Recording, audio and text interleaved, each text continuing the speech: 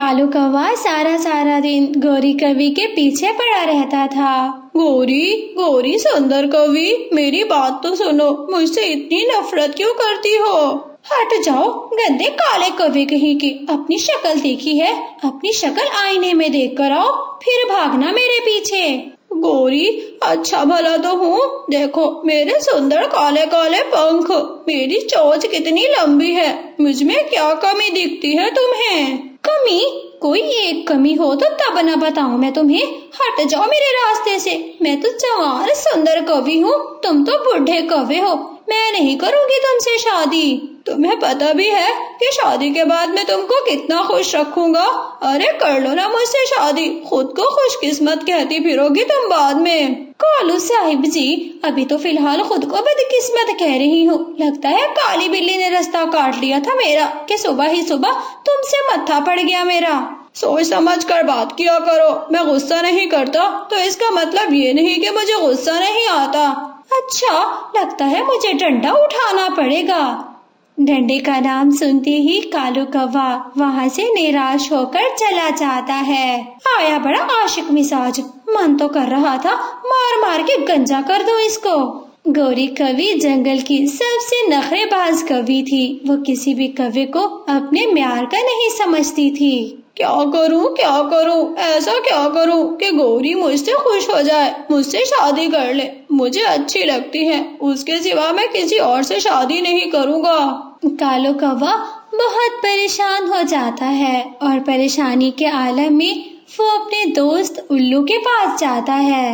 मेरे प्यारे मित्र उल्लू, मुझे समझ नहीं आती कि मैं क्या करूं। मुझे कभी कभी लगता है कि अपने गमों में, अपने दुखों में अकेला हूँ मैं। तुमने कभी मुझसे पूछा भी नहीं कि मैं किस हाल में हूँ। यार कौवे, तुम मुझ पे गुस्सा क्यों निकाल रहे हो? तुम्हें तो पता है, अरे रात भर चोरियां करना और फिर दिन भर नींद करना, मेरी तो ये रूटीन है।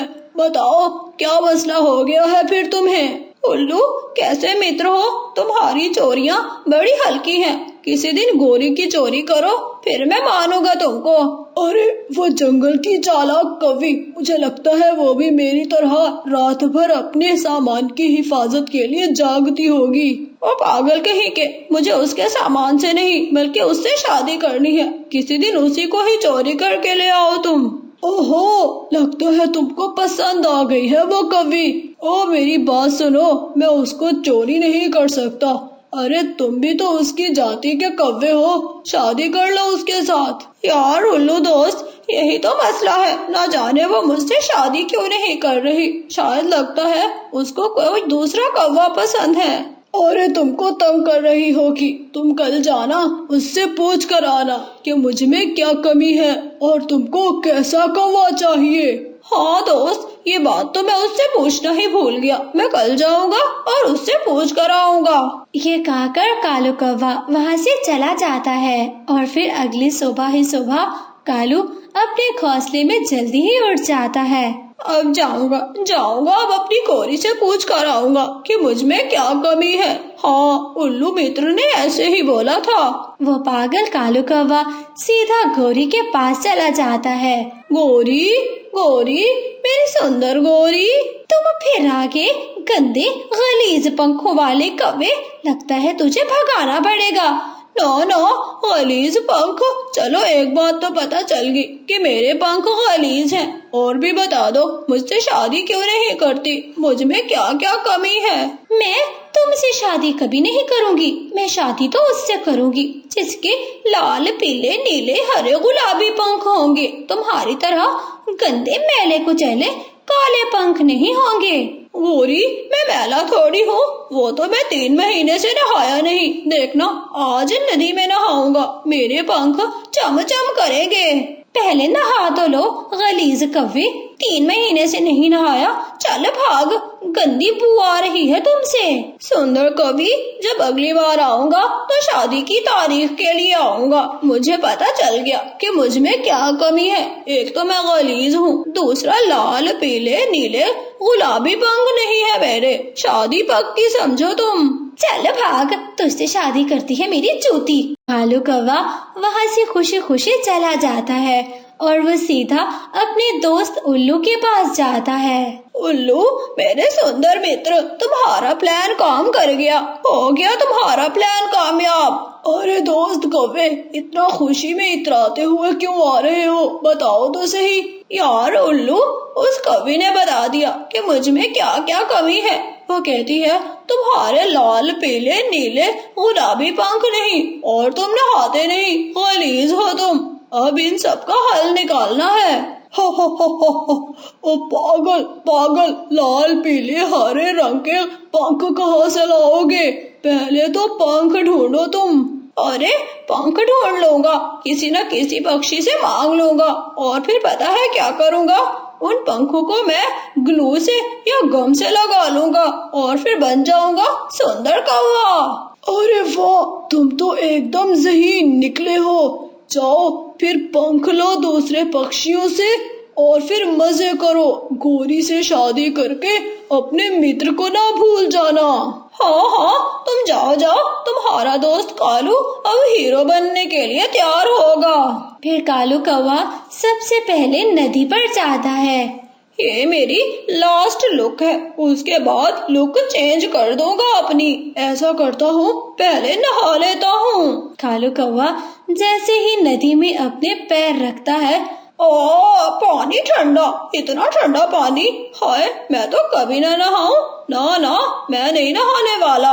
ऐसा बोलकर कालू कौवा वहाँ से चला जाता है। और फिर कालू कौवे को एक जगह पे मुर्गा दिखाई देता है। मुर्गे, सुंदर मुर्गे, क्या तुम मेरी बात मानोगे? हाँ हाँ, जल्दी बोलो, मेरी मुर्गी मुझे बुला रही है और मुझे जल्दी जाना है। मेरे सुंदर मुर्गे, क्या तुम मुझे अपने 2-4 पंख दे दोगे? तुम्हारे पंख लगाकर मैं सुंदर बन जाऊंगा, फिर मेरी सुंदर कवि मुझसे शादी कर लेगी। तो इसका मतलब तुम अभी तक कुंवारे हो, शादी के लिए फिर रहे हो? हाँ हाँ। मगर मेरे पंख तुमको सुंदर नहीं बना सकते। अरे मैं बन जाऊंगा, तुम पंख तो दो।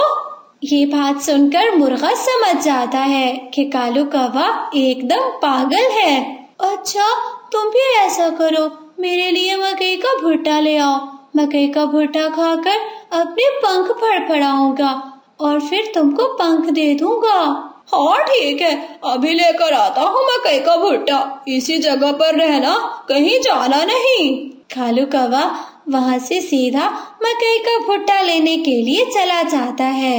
वो इंसानों की बस्ती में जाता है। हाँ, किसान का खेत देखो मकई के भुट्टों से भरा हुआ है, एक भुट्टा चोरी कर लेता हूँ मैं। कालू कौवा किसान के खेत में जाता है। एक भुट्टा पहले खुद खा लूं, दूसरा भुट्टा मुर्गे के लिए लेकर जाऊंगा। कालू पेट भरकर मकई का भुट्टा खाता है और फिर एक मकई का भुट्टा तोड़कर वो उड़ने ही वाला था कि पीछे किसान आ जाता है। किसान किसान, भागना होगा मुझे। कालू कौवा बहुत तेज उड़ता है, मगर वो किसान उसकी जान नहीं छोड़ता। किसान भागने लगता है। फिर किसान अपना डंडा जोर से ऊपर की ओर फेंकता है। कालू कौवा उस डंडे से बाल बाल बचकर वहाँ से निकल जाता है। बच गया, आज तो बच गया। अगर आज ना बचता तो मारा जाता। डोली चढ़ने से पहले अपनी चीता ही जलवा बैठता मैं। कालू कौवा वहाँ से जाता है और फिर सीधा मुर्गे को जाकर वो मकई का भुट्टा दे देता है। लो मुर्गे जी, मकई का भुट्टा लो। अब मकई का भुट्टा खाने के बाद मुझे जल्दी से अपने पंख दे दो। वो मुर्गा बहुत मजे से मकई का भुट्टा खाता है। अब मैंने मकई का भुट्टा खा लिया है और फिर मैं आपको अपने पंख दे देता हूँ। फिर मुर्गा अपने 3 पंख कालू कौवे को दे देता है। मुर्गे जी, तुम्हारा बहुत बहुत शुक्रिया। अब मैं तुम्हारी तरह सुंदर बनूंगा। जाइए जाइए और भाभी को पटाइए। खुशी खुशी पंख लेकर कालू कौवा वहाँ से चला जाता है। कालू कौवा बहुत खुश था। अपने घोंसले में बैठकर वो कुछ बातें करता है। कल जाऊंगा चिड़िया के पास, पीले पंख उसके लूंगा, फिर जाऊंगा तोते के पास, हरे पंख उसके लूंगा। बस हो गया मेरा काम, बड़े मजे मजे से मैं सुंदर कौवा बन जाऊंगा। फिर गोरी मेरी आशिक बन जाएगी। हो, कितना मजा आएगा। फिर सुबह हो जाती है और फिर सुबह ही सुबह कालू कौवा अपने दोस्त मिट्ठू तोते के पास जाता है। तोते, मेरे सुंदर भाई तोते। कौवे, बताओ किस काम से आए हो? लगता है फिर कोई काम पड़ गया तुम्हें। हाँ मेरे प्यारे दोस्त तोते, वो ये कहने आया था कि तुम कितने सुंदर हो। मुझे पता है इस बात का, दूसरी बात बोलो। यार तो एक काम है तुमसे। हाँ, काम की तरफ आओ, सब जानता हूँ, फजूल के मक्खन ना लगाया करो। यार तोते, क्या तुम मुझे अपने पंख दे दोगे? हाँ दे दूंगा, मगर एक शर्त पर दूंगा। हाँ बताओ शर्त। वो क्या है ना कि मेरी शादी नहीं हो रही थी, मैं जिस कवि से प्यार करता हूँ वो कहती है तुम्हारे पंख लाल पीले नीले गुलाबी होने चाहिए। तो फिर ठीक है, मैं तुमको पंख दे दूंगा, मगर उसके बदले में तुमको मेरे घर की सफाई करनी होगी। तोते का घर तो बहुत गंदा हो रहा था। कालू कौवा झाड़ू उठाता है और फिर अच्छे से तोते के घर की सफाई करता है।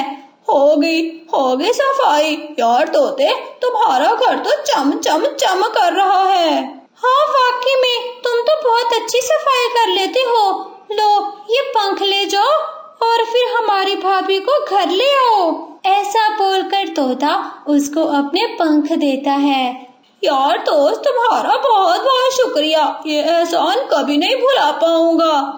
कालू कौवा वो पंख लेकर वहाँ से चला जाता है। मुर्गे के पंख हो गए और फिर ये वाले तोते के हो गए। अब जाता हूँ चिड़िया के पास, चिड़िया भी अपने पंख दे देगी। फिर कालू कौवा चिड़िया के पास जाता है। चिड़िया, मेरी सुंदर बहन चिड़िया, तुम कितनी अच्छी और दयालु हो। कौवे भैया, लगता है आपका कोई काम पड़ गया है, आप अपना काम बताइए। चिड़िया बहन, वो मुझे तुम्हारे कुछ 3 से 4 पंख चाहिए थे, अपने पंख दे दो। कौवे भैया, क्या मैं पूछ सकती हूँ कि आपने पंखों का क्या करना है? हाँ चिड़िया, वो है ना दूसरे जंगल वाली गोरी कवि, मैं उससे बहुत प्यार करता हूँ, उससे शादी करना चाहता हूँ। वो कहती है कि अपने पंख दे। वो कहती है कि तुम्हारे पंख लाल पीले नीले गुलाबी जब तक नहीं बनेंगे तब तक शादी नहीं करूँगी। कौवे भैया, वो कवि बहाना बना रही है। अगर उसको शादी करनी होगी तो वो अच्छी तरह समझ जाएगी कि कौवों की जात काली होती है और पंख भी काले, वो भी तो काले पंखों वाली कवि होगी। चिड़िया, अगर उसको मेरे से सुंदर और जवान कौवा मिल गया, मैं फांसी ले लूंगा, क्योंकि मैं शादी उसी से ही करूंगा। हट जाओ कवि, तुमने तो दिमाग अपना बेचकर खा लिया है, पर मेरा इतना दिमाग नहीं कि तुमको समझाती फिरूं। हटो मेरे रास्ते से। ये कहकर रानो वहाँ से चली जाती है और फिर कालू कौवा बहुत उदास हो जाता है। चलो कोई नहीं, थोड़ा सा रंग ले लूंगा, अपने पंखों पे रंग लगा लूंगा पीले कलर का। फिर कालू कौवा सीधा चाचा कबूतर की दुकान पर जाता है। कबूतर चाचा, क्या तुमसे गम मिल जाएगी? हाँ, मुझसे गम तो मिल जाएगी, पर ये भी बता दो कि तुमने गम का करना क्या है। मुझे ये बताओ, कोई तुमसे सौदा लेकर जाए, तुम पहले ये पूछते हो कि सौदे का क्या करना है? नहीं, ये पूछना मेरी जिम्मेदारी नहीं है। चलो ठीक है, गम ले जाओ और पूरे 200 रुपए की गम है ये। 200 रुपए? तुमने तो अपना रेट भी साथ में लगा दिया। मैं तुम्हें नहीं लेकर जा रहा, बल्कि तुम्हारी दुकान में से गम लेकर जा रहा हूँ। ये लो 100 रुपए। कालू कौवा गम लेकर वहाँ से चला जाता है। वो दूसरे पंख जो उसने मांग कर लिए थे वो उठाकर गम लेकर सीधा किसी वीराने में जाता है और फिर नदी के पास जाकर अब पंख लगाना शुरू कर देता है। लग गए, मेरे सुंदर पंख लग गए, मैं कितना प्यारा लग रहा हूँ। फिर वो नदी में अपना अक्स देखता है वाह वाह कालू कौवे, तुम जैसा हीरो तो फिल्मों में भी नहीं होता। मुझे छुप छुपा कर जाना होगा, कहीं थिएटर ड्रामे वाले या फिल्मों वाले ना ले जाए मुझे पकड़कर। वो नकली के पंख लगाकर कालू कौवा तो बहुत इतरा रहा था।